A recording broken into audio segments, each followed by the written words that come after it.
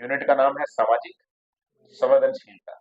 और ये नोट्स है, उसमें एक खास चीज देखी होगी कि जो भी यूनिट का नाम है उसको सबसे पहले व्याख्या करने का प्रयास किया है अलग अलग करके।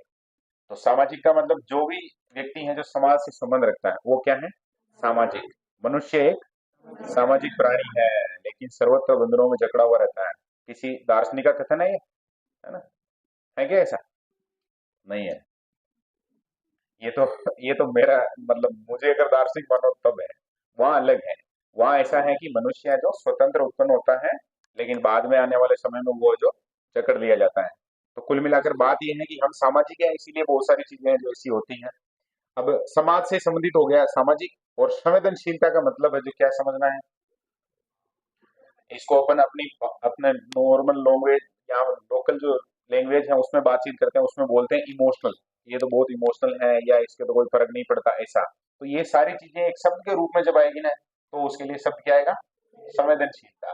दूसरों के प्रति भावनाएं व अनुभव करना, हम कैसा सोचते हैं हमारे मन में, या फिर उनको कैसा अनुभव करवाते हैं, ये सब जो क्या है, संवेदनशीलता उनके प्रति।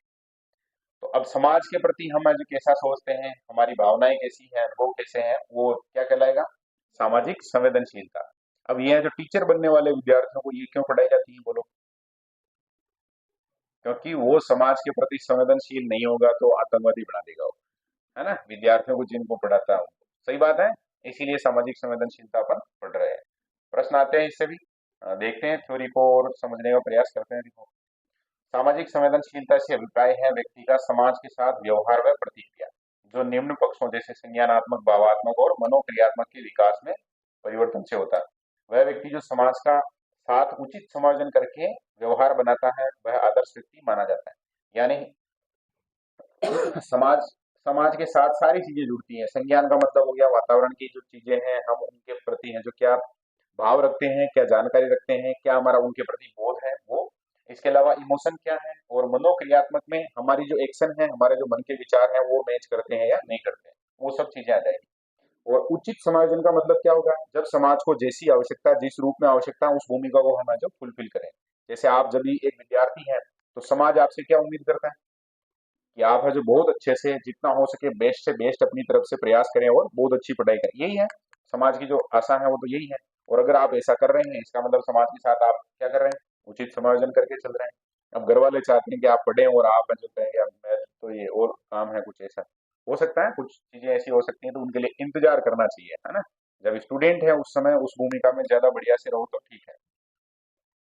जब व्यक्ति अपने चारों पक्षों का विकास कर समाज में सही स्थान प्राप्त करता है तो वह आदर्श व्यक्ति माना जाता है। और चार पक्ष कौन कौन से जो भी बता रखे हैं, सबसे मेन तो कौन सा पक्ष हो गया, मानसिक रूप से जो स्वस्थ होना चाहिए, बढ़िया होना चाहिए, मजबूत होना चाहिए, बात हो गई।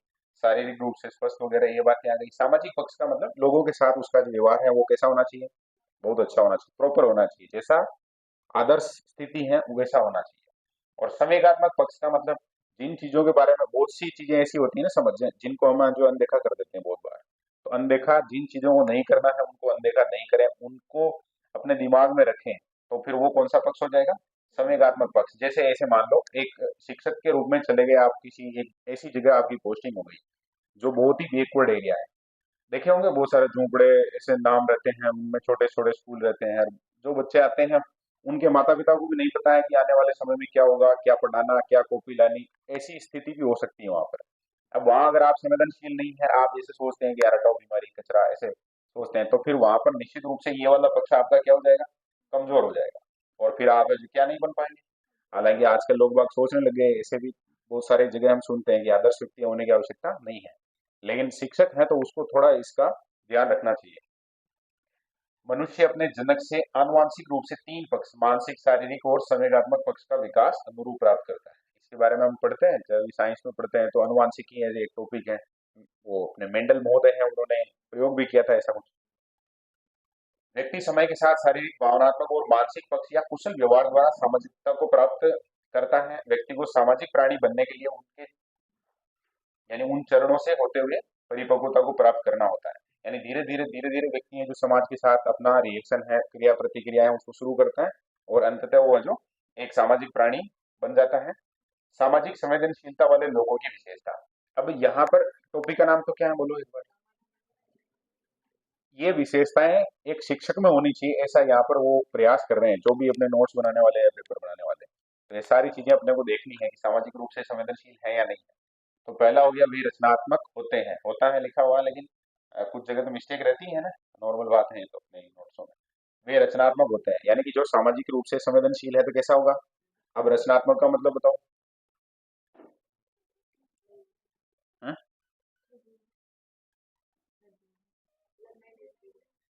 नई नई चीजें खोजता रहता है, नए नए कुछ ना कुछ आइडिया लाता रहता है, नए बढ़िया काम करता रहता है ना। वे दूसरों की भावनाओं के प्रति संवेदनशील होते हैं। ऐसे नहीं कि कोई जैसे कोई व्यक्ति दुखी है और वो रो रहा है, वो हाँ हाँ मजा आ गया, ऐसे नहीं होता है। यानी कि वो भी है जो थोड़ा उनके प्रति संवेदनशील होता है। अच्छे श्रोता हैं और अपने रिश्तों में नर्म व सावधानी बरतते हैं। अच्छे श्रोता का मतलब क्या समझेंगे अपन।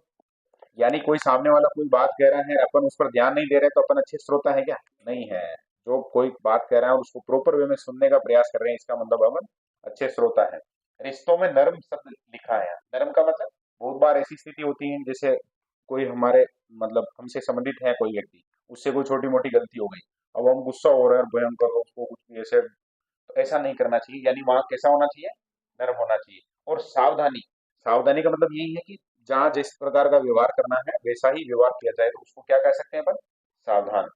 वे लोगों को उनके अंतर के साथ जो कुछ भी है उनके लिए है जो स्वीकार करते हैं। बहुत बार ऐसे होता है कि हम है जो ऐसे चाहते हैं कि हर चीज हमारे लिए परफेक्ट हो, लेकिन दुनिया में कोई चीज अब क्या नहीं है, परफेक्ट नहीं है।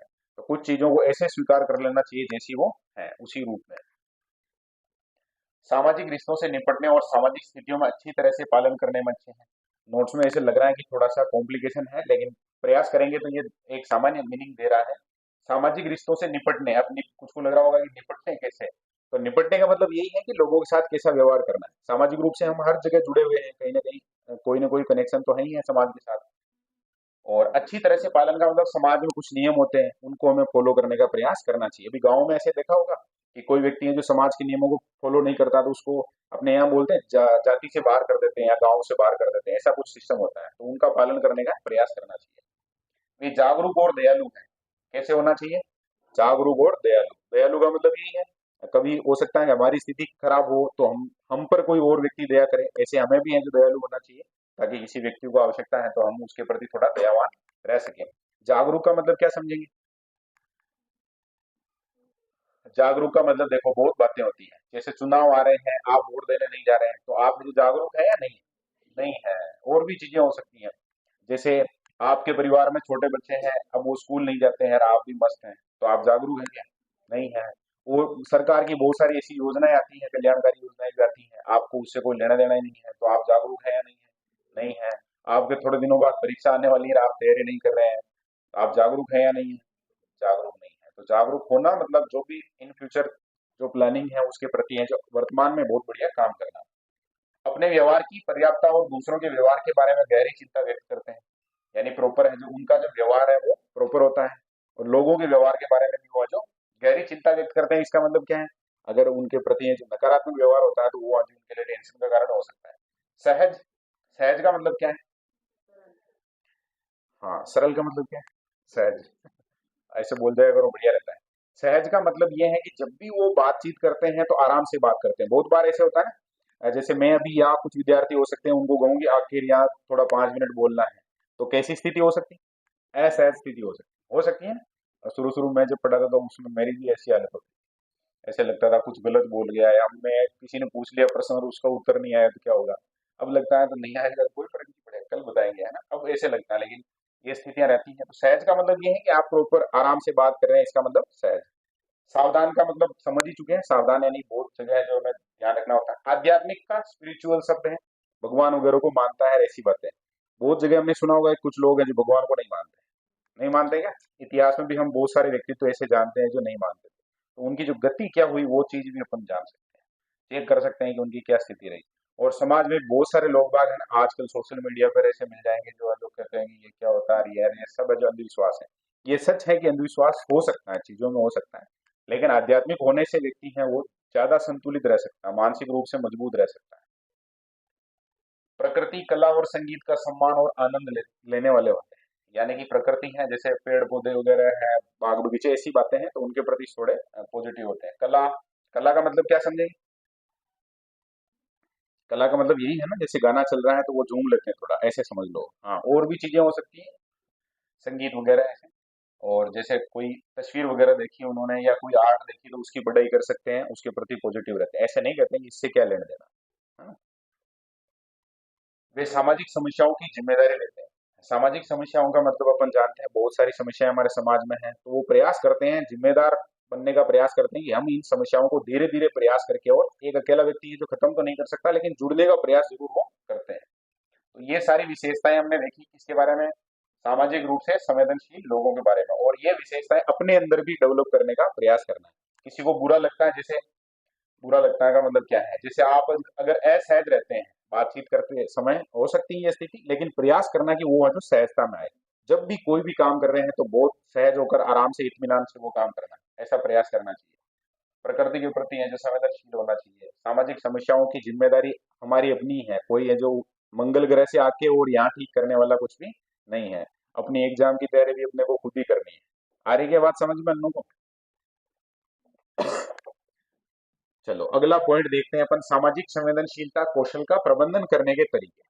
अब ये जो जब सामाजिक संवेदनशीलता हम पढ़ रहे हैं तो इसको मैनेज कैसे करें, मैनेज कैसे करें उस पर हमें है जो बात करनी है। विद्वान का नाम है एलेन एराल। सामाजिक संवेदनशीलता वाले लोगों को अपने कौशल का प्रबंधन करने की क्षमता विकसित करनी चाहिए, और उन्होंने कुछ है जो पॉइंट भी दिए हैं इसमें, तो हम बात करते हैं। जैसे पहला पॉइंट है वो क्या कह रहा है, देखो, भावनात्मक रूप से अत्यधिक संवेदनशील व्यक्ति को आसानी से एक बिंदु पर उत्तेजित किया जाता है जहां उन्हें बहुत दर्द या खुशी का अनुभव होता है। उसी के आसपास एक अंतर्मुखी और बहिर्मुखी का संयोजन हो सकता है, क्योंकि उनके व्यक्तित्व लक्षणों में उन्हें खुद पर ध्यान केंद्रित करने की आवश्यकता होती है, लेकिन वे अन्य लोगों और उनके पर्यावरण से जुड़ना भी पसंद करते हैं।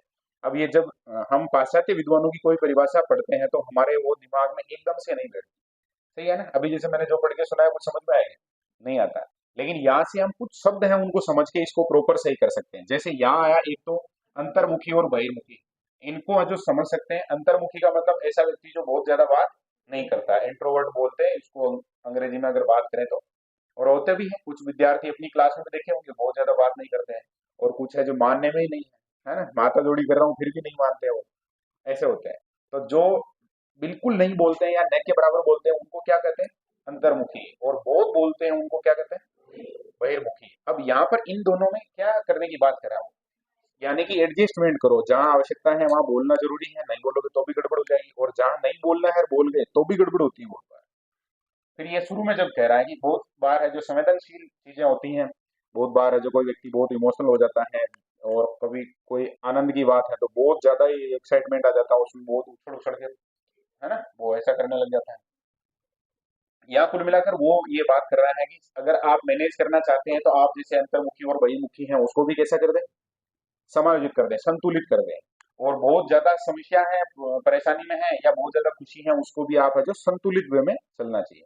अपने गाँव में कहते हैं ऐसे ज्यादा नहीं उछलना चाहिए, ऐसे कहते हैं, नहीं कहते।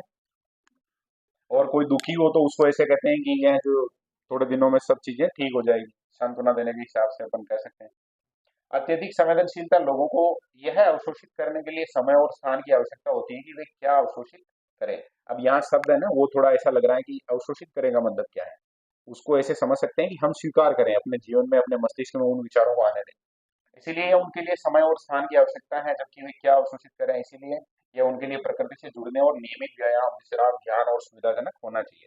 अब मैनेज कैसे किया जा सकता है कि हम जो बहुत हमारा स्वास्थ्य, जैसे यहाँ व्यायाम वगैरह की बात आ रही है तो उसका कारण क्या है, हम स्वास्थ्य को प्रॉपर रख पाएंगे, यही है थोड़ा मतलब मूल उद्देश्य यही होगा लेखक का। विश्राम का मतलब जैसे हम काम कर रहे हैं थोड़ा वहां आवश्यकता है तो ब्रेक लेना चाहिए। जैसे विद्यार्थी कोई लंबे समय तक पढ़ते हैं तो उनको आधा घंटा हो गया जैसे ऐसा कुछ पढ़ रहे हैं उसमें, तो 5-10 मिनट का बीच में क्या करना चाहिए, ब्रेक लेना चाहिए। और ब्रेक ऐसे नहीं लेना कि हम क्लास देख रहे थे मोबाइल से अब कुछ यूट्यूब पे और कुछ देखने लगे, ये ब्रेक हो गया, ऐसे ब्रेक नहीं होता है ना, वो एकदम जो चीजें हैं उनको साइड में करके। और ध्यान, आजकल मेडिटेशन वगैरह का जमाना है, बहुत सारे लोग बाग मेडिटेशन करते हैं। अपन बहुत बार मल्टीमीडिया ये जितने टीवी चैनल वगैरह हैं, अखबारों में इनमें पढ़ते हैं कि जो बड़े बड़े नेता वगैरह होते हैं या कॉर्पोरेट जगत के लोग बाग हैं, बिजनेसमैन है, वो सब ऐसे क्या करते हैं, सुबह सुबह योग वगैरह ध्यान करते हैं, है ना, मेडिटेशन करते हैं। इसके अलावा उन्हें प्यार देने और पाने के लिए एक संतुलन तलाशना सीखना होगा। यह महसूस करना महत्वपूर्ण है कि आत्म बलिदान जो भावनात्मक दबाव की ओर ले जाता है वह स्वस्थ नहीं है। अब ये पॉइंट है, मैं खुद ही ऐसे सोच रहा हूँ कि ये क्या है, लेकिन जो विद्वान का नाम देखते हैं एक बार वापस। विद्वान का नाम क्या था? एलेन एराल, है ना। तो वो ये चाह रहे हैं कि मैनेज किस तरह से किया जाए। तो कुल मिलाकर वो लास्ट वाले पॉइंट में ये करें कि लोगों के प्रति है जो हमें, हम जैसे रहेंगे वैसे लोग हमारे प्रति रहेंगे, ये प्रयास करना चाहिए कि हम सकारात्मक रहेंगे, पॉजिटिव रहेंगे, तो लोग भी हमारे प्रति हैं जो पॉजिटिव रहेंगे। और इमोशनल बहुत जगह है जी, आत्म बलिदान और भावनात्मक अभाव। भावनात्मक अभाव सब जब आएगा ना, इमोशनली हमारा जुड़ाव नहीं है चीजों के प्रति, तो वो है जो हमारे स्वास्थ्य पर नकारात्मक प्रभाव डाल सकता है।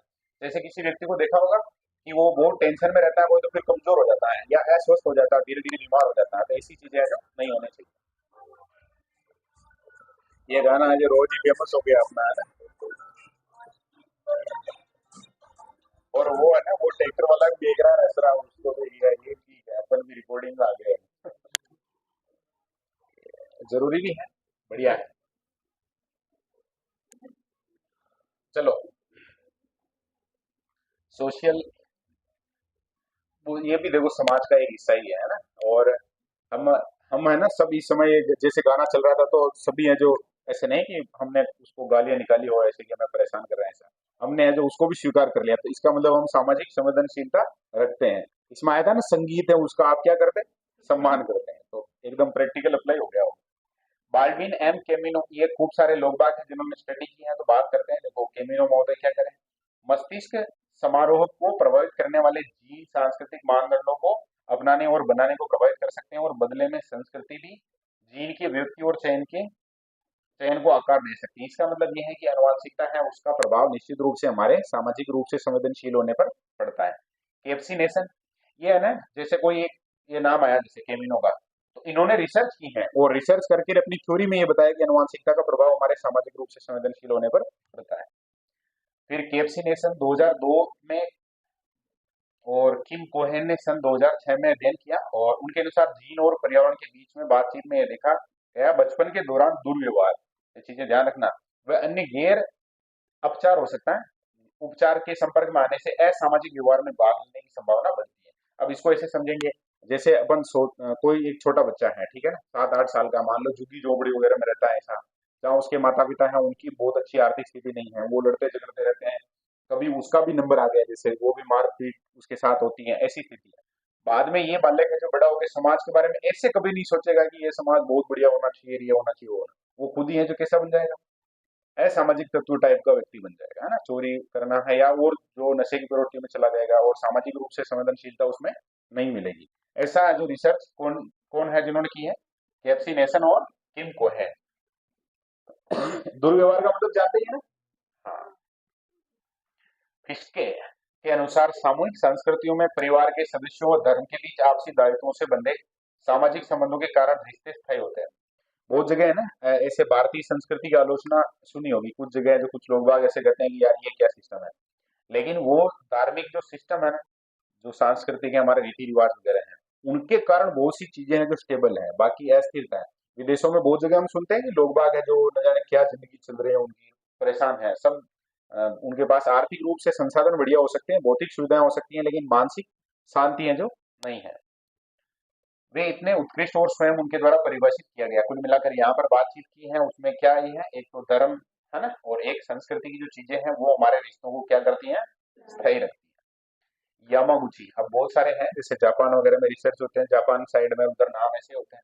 उनके शोध के अनुसार संकेतों की अस्वीकृति के लिए अधिक संवेदनशील और उनके परिणामों, अच्छा यहाँ पर पेज है जो गड़बड़ है क्या, इस साइड में आ गया होगा, के लिए अधिक चिंता आंतरिक समूह द्वारा सामूहिकतावाद की एक रुचि के कारण हो सकती है, तथा अस्वीकृति की अधिकता से असामाजिक गुण है जो उत्पन्न हो सकते हैं। यानी कि लोग बाग अगर कोई नया विचार लेके आए और समाज ने उसको जो अस्वीकृत कर दिया, तो व्यक्ति कैसा हो सकता है, असामाजिक हो सकता है, संवेदनशीलता कम हो सकती है उसकी। अब समाजीकरण क्या है, देखो समाजीकरण का मतलब ऐसे सामान्य अपने बिल्कुल लोकल लैंग्वेज में समझो। समाजीकरण का मतलब ये है, जैसे एक छोटा बालक है, बिल्कुल जन्म हुआ उसका, ठीक है ना, उस समय न तो वो सामाजिक है न असामाजिक है ना, इन दोनों चीजों से बहुत परे है। अब वो धीरे धीरे जैसे बड़ा होगा, वैसे हैं जो संपर्क में आएगा, माता पिता है, परिवार है, फिर उसका अड़ोस पड़ोस है, जो भी कम्युनिटी है। और ये सारे के सारे उसको जो क्या सिखाएंगे, जैसे घर वाले उसको बोलना वगैरह सिखाएंगे, सही बात है ना ऐसे ही। तो वो धीरे धीरे समाज के नियम क्या है, मुझे है जो क्या करना है, ये चीजें नियम वगैरह सीखता हुआ बड़ा होगा। उसके बाद और चीजें होंगी, जैसे स्कूल जाएगा तो स्कूल भी उसको है जो कुछ चीजें सिखाएगा। अखबार वगैरह है, टीवी देखता है, मोबाइल देखता है, या और लोगों के संपर्क में आता है, ये जैसे कोई पार्टी वगैरह है, उसकी मीटिंग हो रही है, राजनीतिक दल है या कुछ भी है, कोई संगठन है, सांस्कृतिक हो चाहे धार्मिक संगठन हो, ये जितने के जितने हैं जो संस्थान वगैरह हैं, लोग बाग हैं, ये सब उसको कहीं ना कुछ सिखाएंगे। और ये प्रोसेस क्या कहलाती है, समाजीकरण कहलाती है। ठीक है, यानी कि समाज का होना।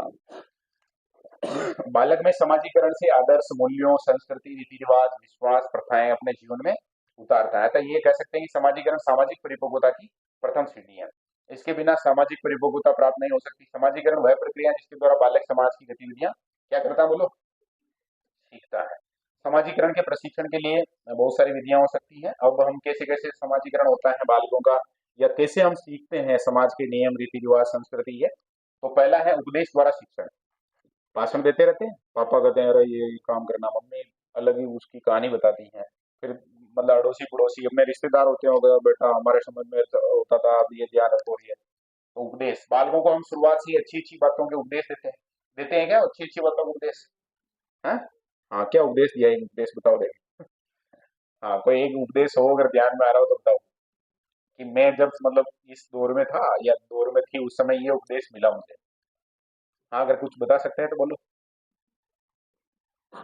जो अभी ज्यादा याद हो, मतलब ऐसे कि भाई ये तो मैं जो जिंदगी पर ध्यान रखूंगा, ये मुझे जो वहां मिला हुआ उपदेश है। कोई उपदेश नहीं मिला, सब जल्दी। हाँ देखो, ये बात है कि फालतू बातें, अब फालतू बातें क्या होती है बताओ, एक फालतू बात बताओ ताकि मैं भी ध्यान नहीं दूंगा उस पर, है ना। हाँ, बहुत बार है क्या, चीजों को परिभाषित नहीं किया जाता है कि क्या है वो, कह क्या रहे हैं अपन, है ना? बस कह दिया जाता है ऐसे ही, और फिर समझ ही नहीं पाता सामने वाला कि क्या है कहाँ है। बताओ देखें। हाँ, अब गलत मित्र कैसे होते हैं जो भी बताओ। ये बात अब जाके कंप्लीट काम हुआ, है ना। यानी फालतू का मतलब ये हो गया, जैसे जो चीजें हैं जो हमारे स्वास्थ्य को खराब कर सकती हैं, है ना, जो हमारी पढ़ाई को खराब कर सकती हैं, जो घर पे है जो अपने जरबा पटवा सकती हैं, ऐसी चीजें हैं, वो फालतू चीजें, ऐसे इसको समझ सकते हैं। अनुकरण, बात करो अनुकरण, बालक अनुकरण के द्वारा सीखता है। जैसे बालक के माता पिता गुरु व अन्य करते हैं, वैसा ही वह भी करने का प्रयास करता है। अनुकरण का मतलब हो गया हम क्या करते हैं, दूसरों को देखकर जो सीखते हैं वो क्या है, अनुकरण है। ठीक है, इस हेतु बालकों को सदैव अच्छी बातों को ही बताना चाहिए। यानी आपको ही ऐसा, जैसे माता पिता है, गुरु है, या जो भी लोग बाग सीनियर है, उनको ऐसा प्रयास करना चाहिए, ऐसा व्यवहार करना चाहिए, ताकि बालक जो देख रहा है वो भी अच्छी बातें सीखे। पहचान बनाम तादात्म्य, बालक परिवार से पहचान प्राप्त करता है, अर्थात वह व्यक्तियों से जिनसे वह प्रभावित होता है उनका अनुकरण करता है, तथा अपनी पहचान भी उसी रूप में करने का प्रयास करता है। वह जन समूह में अपनी एक स्वच्छ पहचान बनाने का प्रयास करता है। हर कोई चाहता है कि समाज में मेरा नाम है जो एक एकदम अलग लेवल पर होना चाहिए, है ना। और वो उसके लिए प्रयास करता है, बालक की जो ये मनोवृत्ति होती है। पहचान का मतलब समझ गए क्या। और अभी कोई व्यक्ति होगा उसका नाम लेते ही खट से लोग बाग जो नेगेटिव बात कर रहे हैं, "अरे, खराब आदमी है ऐसे", और कोई व्यक्ति होगा जिसका नाम लेंगे वो करो यार ये आदमी है। इसको कहते हैं पहचान। क्या कहते हैं, पहचान। कुछ विद्यार्थी हो सकते हैं जैसे अपनी क्लास में उसका नाम जब भी आएगा ऑफिस में या कहीं भी बात कर रहे हैं, तो टीचर वगैरह जो भी दूसरे हैं तो वो या तो जलने वाले हैं तो नेगेटिव कह सकते हैं, बाकी सब लोग हैं जो पॉजिटिव कहेंगे। और कुछ ऐसे हैं जो आ रहे हैं नहीं, ये नहीं चलेगा इधर। फिर पुरस्कार एवं दंड, हमारे यहाँ जो सबसे बढ़िया यही है ना। पहले के जमाने में ऐसे हम वीडियो वगैरह देखते रहते हैं कि पापा, कोई एक बच्चा है वो ताश वाश खेलता हुआ पकड़ में आया, जूते लेके दो चार उसके चिपकाए बढ़िया, है ना। तो वो है जो किस्म आ जाएगा।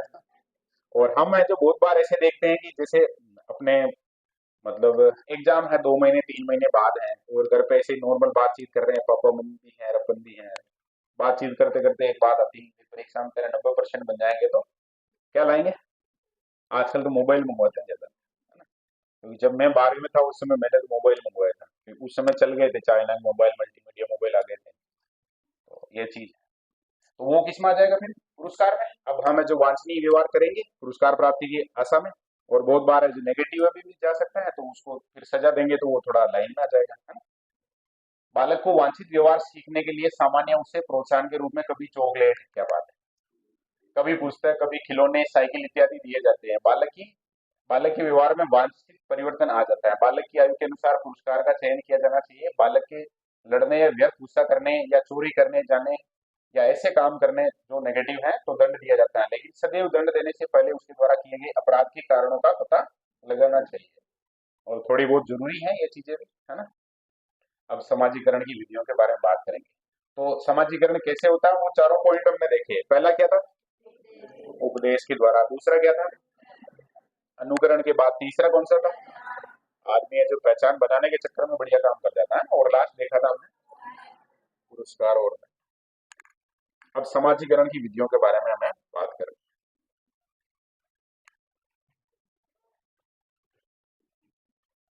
उपदेश द्वारा, अनुकरण, पहचान बनाना और पुरस्कार एवं दंड, कुल मिलाकर उसको एडजस्ट कर दिया है इधर ही। सामाजिक परिपक्वता हेतु सामाजिक अभिकरण। अब सामाजिक अभिकरण कौन कौन से हैं, कौन कौन से हैं जो एजेंसीज हैं जिनके द्वारा हम समाजीकरण करते हैं उनकी बात करते हैं, ठीक है।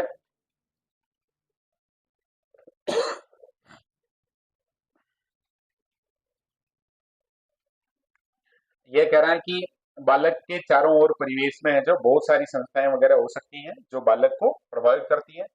बालक है जो तो केंद्र बिंदु है एक तरीके से। अब उसके जो जो संस्थाएं उसको प्रभावित करती हैं, उसका समाजीकरण करती है, उसमें पहले नंबर पे है परिवार। प्राथमिक स्रोत और द्वितीयक स्रोत, मतलब प्राथमिका मतलब जिनसे तो वो प्रभावित होगा ही होगा, सबसे पहले प्रभावित होगा। तो पहले ही पहला तो उसमें क्या है, परिवार। ऐसे सामाजिक विज्ञान में कभी पढ़ा होगा छठी सातवीं क्लास में कि परिवार बालक की प्रथम पाठशाला है, यानी समाजीकरण कहीं ना कहीं वहीं से शुरू होता है। और इसमें भी है, जब भी रीट में पढ़ेंगे तो भी वहाँ परिवार वाला ये टॉपिक है। तो वहाँ एक प्रश्न मैंने देखा अभी पुराने किसी एग्जाम में, सीटेट वगैरह में आया हुआ, तो उसमें क्या परिवार भी ऑप्शन था और माता पिता भी था। तो उसको माता पिता सही करना है। अगर परिवार और माता पिता दोनों ऑप्शन है तो क्या सही हो जाएगा, परिवार से पहले भी माता पिता से ज्यादा संपर्क में आएगा। फिर परिवार की बात अगर बात करेंगे तो मित्रगण, अभी ये कह रहे थे ना कि अच्छे दोस्तों की संगत में रहना चाहिए, क्योंकि वो जो हमारे समाजीकरण को सबसे ज्यादा प्रभावित करते हैं। पड़ोसी, बात कर चुके हैं एक बार पहले भी, पड़ोसी वाली बात आई है। पड़ोसी हैं जो अच्छे होंगे तो हम भी कैसे हो जाएंगे, सही है, और खराब है तो हम भी खराब हो जाएंगे, हैं? हम उनको अच्छा बना देंगे, ऐसे प्रयास करना है। रिश्तेदार, रिश्तेदार है जो जब भी बातचीत करते हैं, कहीं हम इधर उधर जाते हैं या हमारे घर पे कोई रिश्तेदार आते हैं तो समाजीकरण की प्रोसेस है वो चलती रहती है, बातचीत करते हैं वो।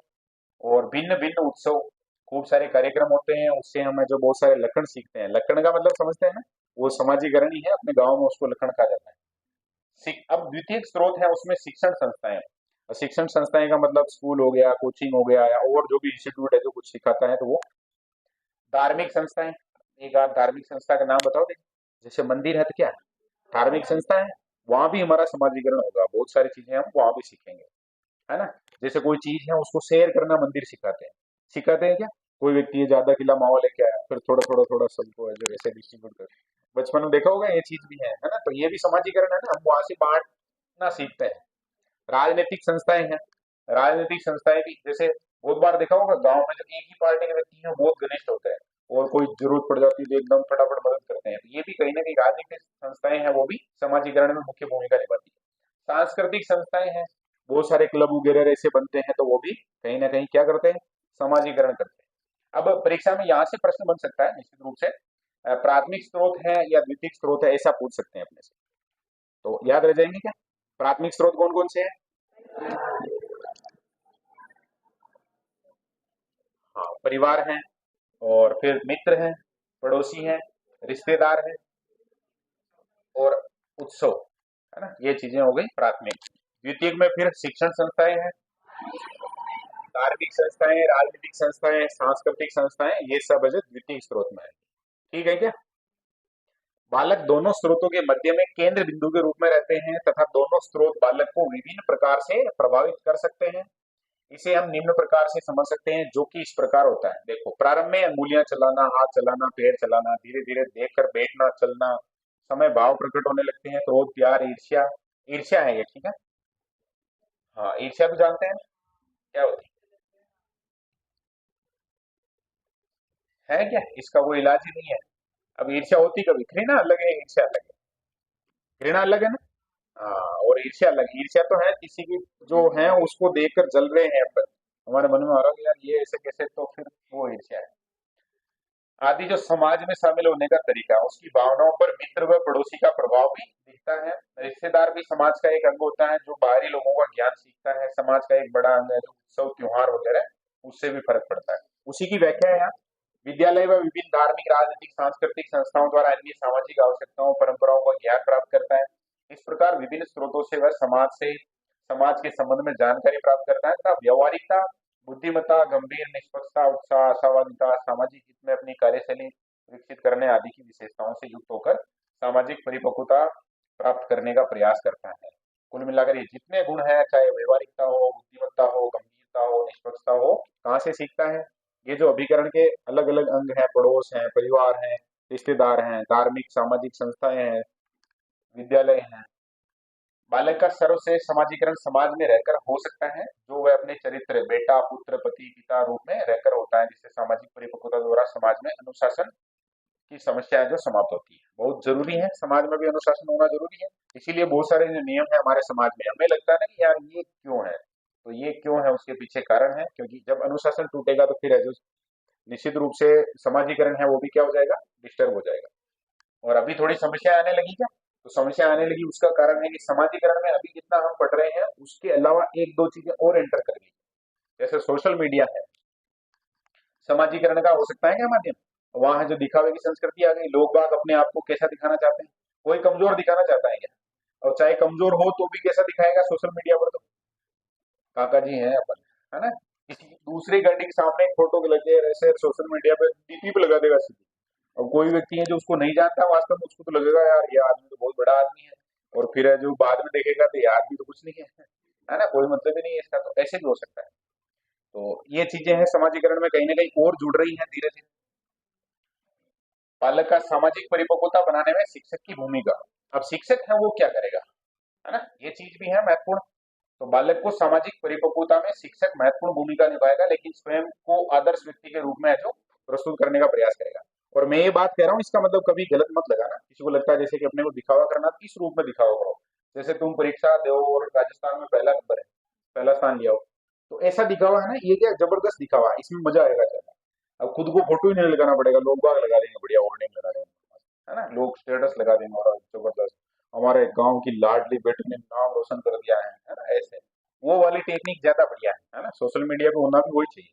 अगर किसी को ज्यादा शौक है, ऐसा एक बार करके देखना, देख मजा आएगा, है ना। बालक की रुचियों, आवश्यकताओं इत्यादि का पता लगाकर उसी के अनुरूप है जो अच्छी शिक्षा से उसकी भावनाओं का विकास है जो करना चाहिए। बालक के व्यक्तिगत सामूहिक व्यवहारों का अध्ययन करना चाहिए। जो शिक्षक है वो क्या करेगा, तो देखो ये पहला आया है, जो बालक है उसका इंटरेस्ट किस चीज में है, इसका पता है जो शिक्षक को होना चाहिए। और बालक की आवश्यकताएं क्या है, इनका पता लगाने के बाद है जो बढ़िया शिक्षा दी जा सकती है, भावनाएं हैं उसको बढ़िया किया जा सकता है। बालक के व्यक्तिगत और सामूहिक व्यवहार का अध्ययन करके उसको जो प्रॉपर, जैसे कोई बालक है उसका व्यवहार है जो बहुत अच्छा नहीं है ना, या वो जिस जगह जो व्यवहार करना है वो प्रॉपर नहीं कर पाता है, तो स्टडी करके शिक्षक उसको बता सकता है कि यहाँ तुम्हें थोड़ा अपने आप को सुधारना चाहिए। सामूहिक व्यवहार में वृद्धि हेतु बालक को है जो समूह में मिलना सिखाए, यानी बहुत सारे ऐसे सामूहिकता के गेम हो सकते हैं, खेल हो सकते हैं, जिससे बालक का जो व्यवहार है बहुत बढ़िया हो सकता है। बालक को समाज के लिए उपयोगी रूप में समाजीकरण करना चाहिए। समाज के लिए देखो, हम है जो समाज के बिना कुछ है क्या? अब अगर एक व्यक्ति है जो अलग कर लो, मान लो कि ये एक व्यक्ति है, इससे न तो कोई व्यक्ति बात करता है, समाज को कोई लेना देना नहीं है, वो भी समाज के लिए कुछ भी नहीं कर रहा है, तो उसका है जो जीवन कैसा हो जाएगा? मान लो जैसे ये सोईपुर अपना गांव है इधर, ठीक है, और अपन अकेले ही घूम रहे हैं बस, इधर से उधर जा रहे हैं, कोई और व्यक्ति है ही नहीं, हमारी तरफ देख ही नहीं रहा, जैसे हम नजर आ ऐसे कर रहे हैं, तो फिर कोई जीवन का मतलब रहेगा क्या? उसके बाद फिर कहानी खत्म। तो हमें है जो समाज के लिए क्या बनना पड़ेगा, उपयोगी। अब हर व्यक्ति समाज के लिए उपयोगी होगा, तो जैसा हम समाज के लिए कर रहे हैं हमें भी कहीं ना कहीं समाज से कुछ चीजें प्राप्त होगी।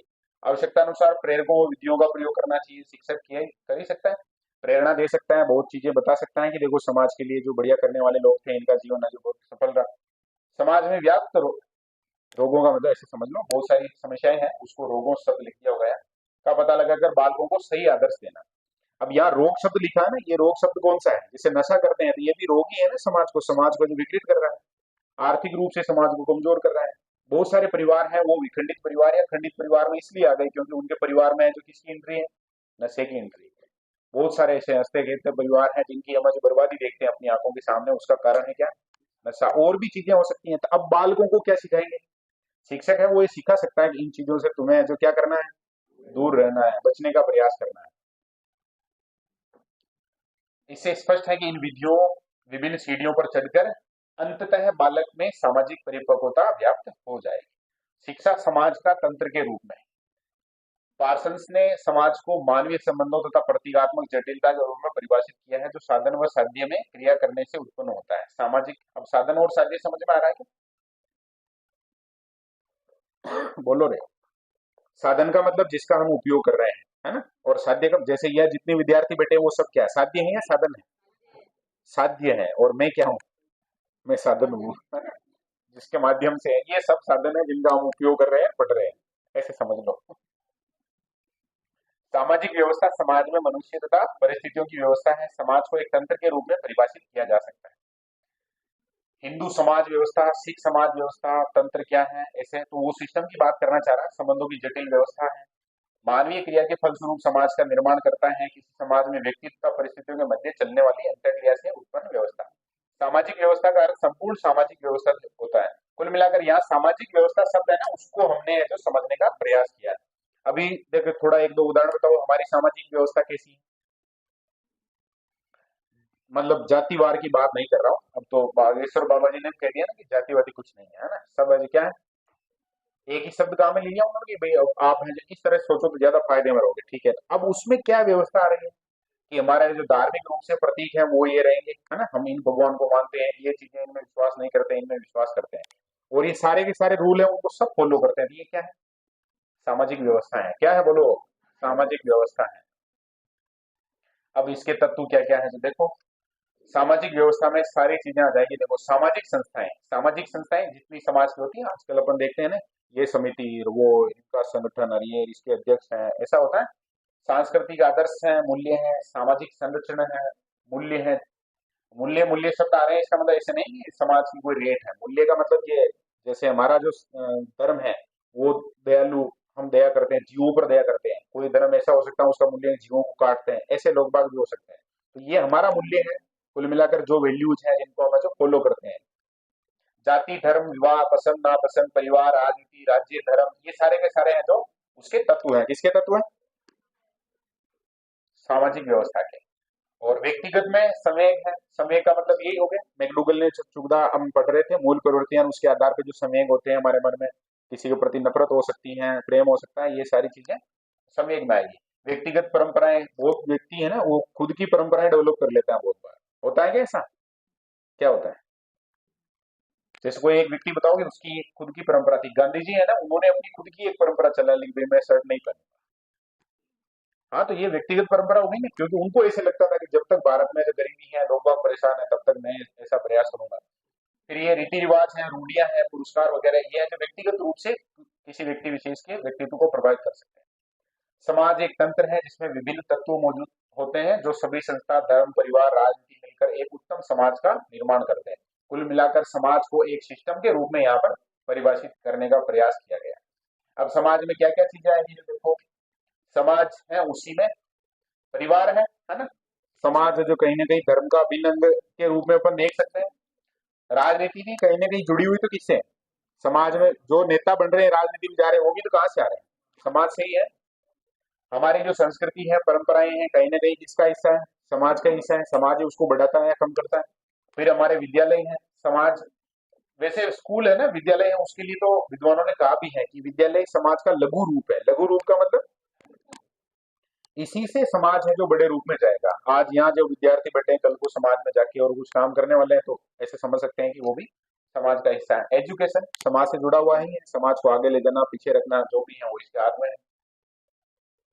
सामाजिक व्यवस्था, स्कूल या शिक्षा सामाजिक व्यवस्था का एक मुख्य उप व्यवस्था है जो अन्य सभी उप व्यवस्थाओं को प्रभावित करते हैं। देखो एजुकेशन अगर बेहतर होगी तो चीजें बेहतर हो सकती हैं, ऐसा मान सकते हैं।